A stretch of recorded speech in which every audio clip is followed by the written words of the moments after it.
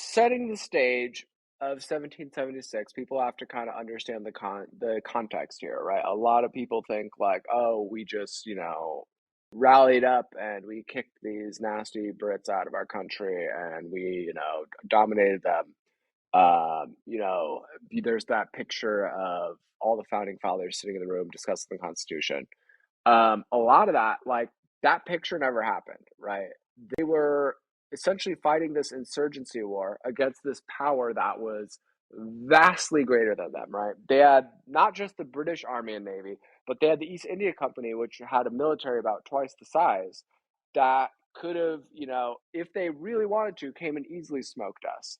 About half the founding fathers were working for the other team there, so it was a very tricky situation. And the founding fathers, like Thomas Jefferson was writing up this Constitution, and the founding fathers were kind of like, one at a time sneaking over to Philadelphia to sign that, right? And so they were the founding fathers. They knew like we couldn't win a full scale war against Britain. So they were, but they knew that all their people were mad about the idea that we're just controlled by this crown and like we're all the way over here across this ocean and this is bullshit. Right. So they tried to dance this dance of doing the most amount of independence or the semblance of independence they could without provoking this full scale war here. So one of the things they did, they signed the Constitution. They had this, little skirmishes with a few groups of British troops and some German troops as well. And so they passed these documents. And if you look in George Washington's letters, he specifically warns about this thing called the Illuminati. And Oh, the Illuminati, in the traditional sense, is thought of as these Bavarian or German nobles and their bankers, right? So this is kind of setting the stage. He's pointing the finger at, hey, there's this group of royals from what used to be the Holy Roman Empire. So that was Germany, that was Northeast France, that was Poland, parts of Poland, that was Italy, right? So all these areas, there's these set of royals, because at the time the Holy Roman Empire was broken up into all these little kingdoms, and they're bankers, right? And this is this very nefarious force that we have to watch out for. One of the things that a lot of people are angry about is in 1783 we signed this trade and peace deal with the British Crown, and essentially what that did was we said, okay, we will still recognize all of the British claims, debts, land rights in America, right? And we did that so that there wouldn't be a full scale war, I think. But when the colonists first came over here, there's the Virginia Company, there's the Plymouth Company, there's the East India Company, and they staked claims to the land, to the resources, right? And as those companies dissolved, those rights kind of got transferred to the shareholders there. And those British shareholders were still here in America when the revolution happened. And then we signed this treaty essentially saying that all of the pre-existing claims and rights will be and debts will be respected. Right. So a lot of people at the time were writing George Washington really mad about that. Like, hey, what the hell? Right. You said that we're being freed, but you're just going straight back on this and um, essentially respecting their rights to own the United States. And so that was a tricky thing at the time.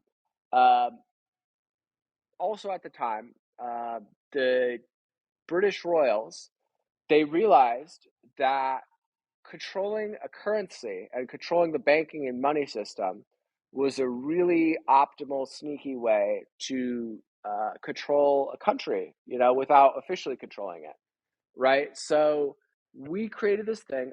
Alexander Hamilton, his name wasn't even Hamilton when he was born, it was Levine. And he was closely tied with this family called the Rothschilds. Now, the Rothschilds, a lot of people think they were the top of the food chain, but really they were working for the crown here. They kind of got their start back. They were the court factor Um, so one of the other things people don't realize is that Christians were banned from becoming bankers in medieval Europe. Hmm. So all the banking was run by Jews, and the richest Jews were essentially the royals' personal bankers, right? And so the Rothschilds were the personal bankers to this guy in Germany. His name was William of Hesse.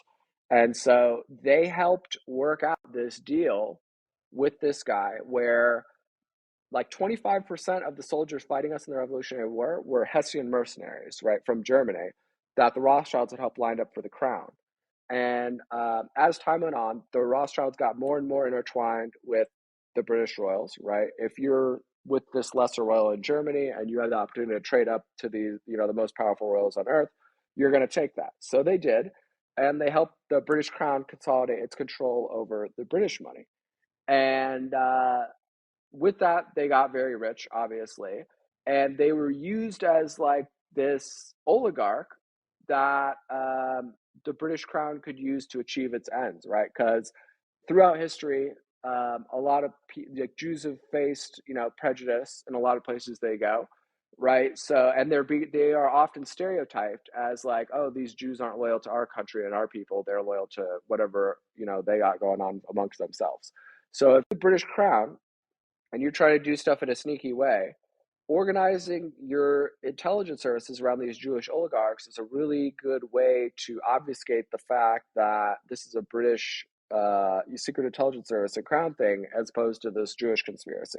And I think that's what a lot of people like Kanye and some of these other guys are confused about to this day is the fact that the Jews were at the top of the food chain. The Jews weren't the ones like actually you know, setting the agenda there.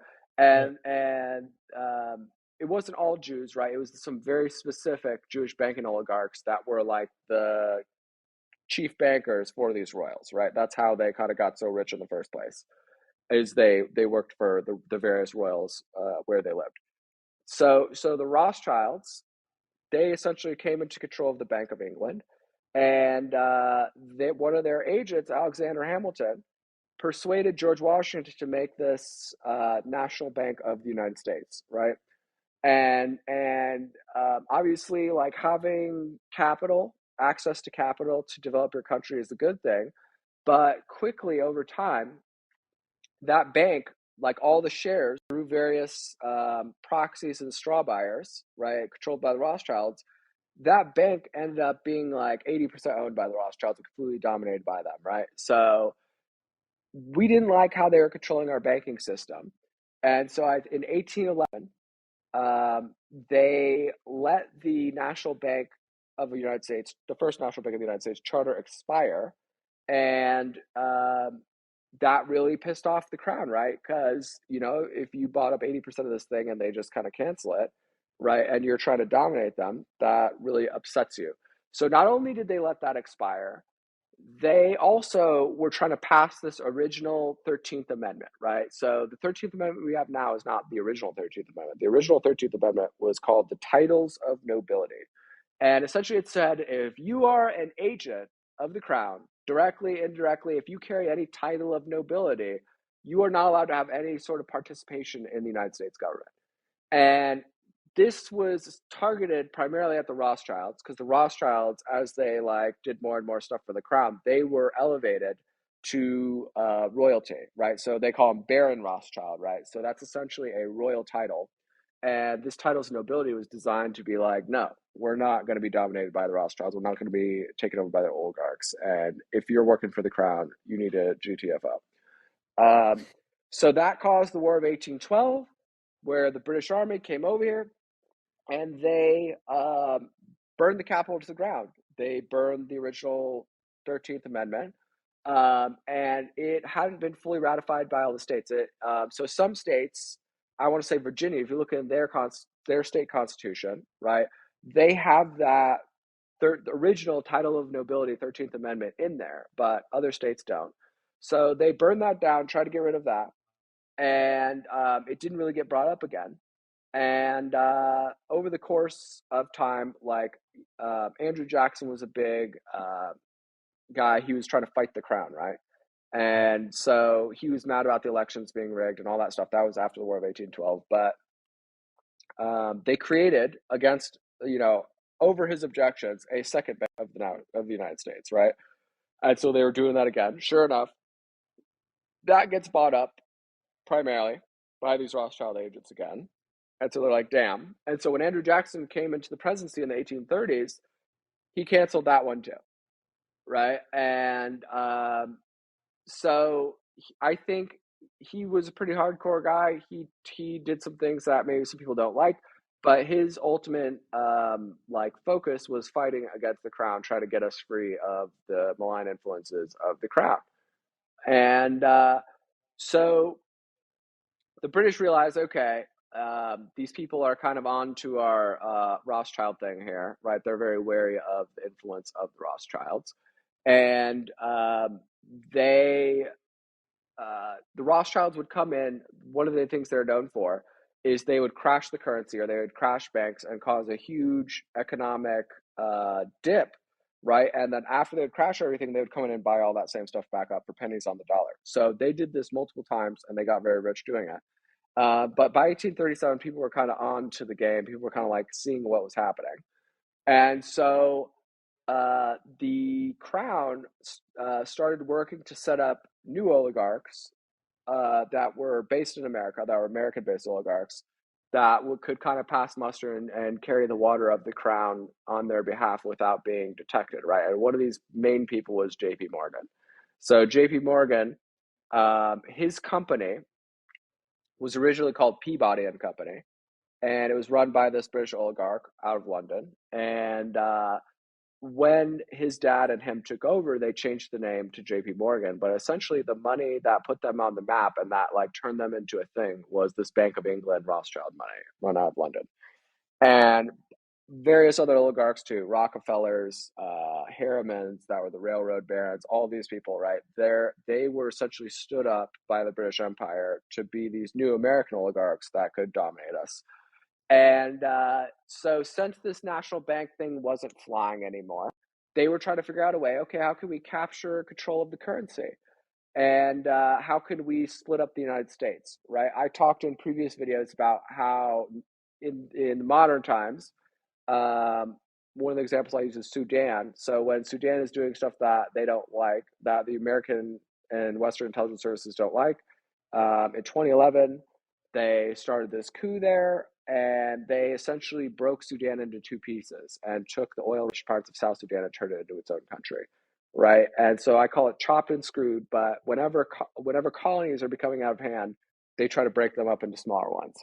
And so that's essentially what the Civil War was, an attempt by the British Empire to chop the United States into smaller colonies that were easier to deal with, right? And they could do their slave and East India Company racket in the South, and they could do their banker racket in the North.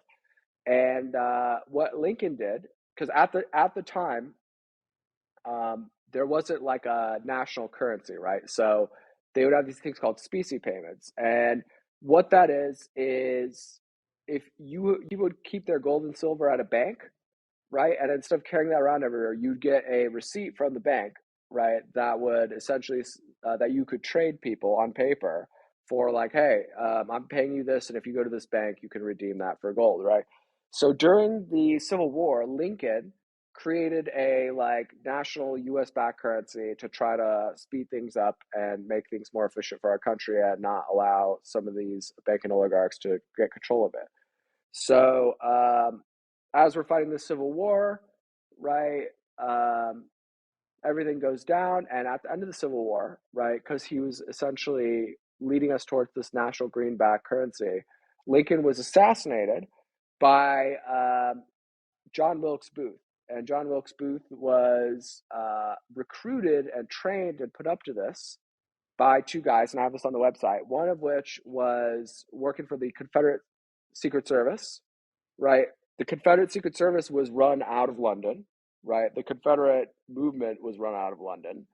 And the other one was an agent of the Hudson Bay Company, which was like the East India Company of Canada, right? So it was a corporation, but it was a corporation that ran the whole government and ruled the whole country. And so the two architects of the plot, the guys who put John Wilkes Booth up to it, after shit went down, they fled back to Britain, right? And this is stuff you could look up even on Wikipedia. These guys were, agents of the crown. These guys were definitely involved. And so they kill Lincoln. And over the course of the next 50 years, they crashed the economy like 6 times, right? These banking oligarchs and these railroad oligarchs, and the Rockefellers, the Harrimans, especially J.P. Morgan, they did all these stunts where they would just keep crashing the economy, buy everything up, crash the economy, buy everything up, crash the economy. So they got like mega, mega, mega rich, way richer than you could ever get if you were just doing legitimate business. And Right. the idea was they wanted to destabilize the banks and set the tone that, okay, as a country, we need to have a national currency and we need to have this thing called the Federal Reserve to help protect us from these vicious swings that we've been experiencing. Right. So later on down the road, those same oligarchs who kept crashing the economy are the ones that essentially architected the plan for the Federal Reserve. And their banks were the shareholders. So the Federal Reserve is like a public-private sort of organization, but their banks are the owners of the Federal Reserve. And when we get charged, so the Federal Reserve is this racket where the United States prints unlimited amounts of money, and then they get charged interest on the money that they print, even though it's like our money that we should just do whatever. And a lot of that interest goes to these private shareholders that were the oligarchs crashing our economy in the first place, right? Right. So they captured us. They dominated us. Another thing I think I missed there was in the Organic Act, there was two Organic Acts, and in those, they pulled the area of DC away from the states and they turned it into a city state that has its own rules. So similar Yeah. to the City of London.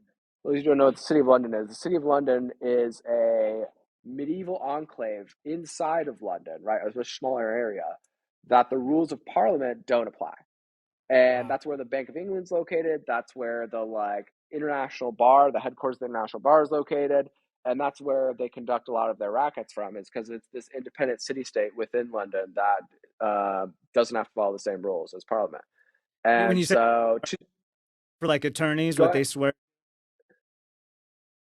Yeah, so the bar in the United States, like the people that create our legal procedures here, that bar stands for British Accreditation Regency, and the international headquarters of it, all of the various countries' bars are franchises of the international bar, and the international bar is run out of the City of London under this kind of like city state independent sort of rules type of a deal. Okay.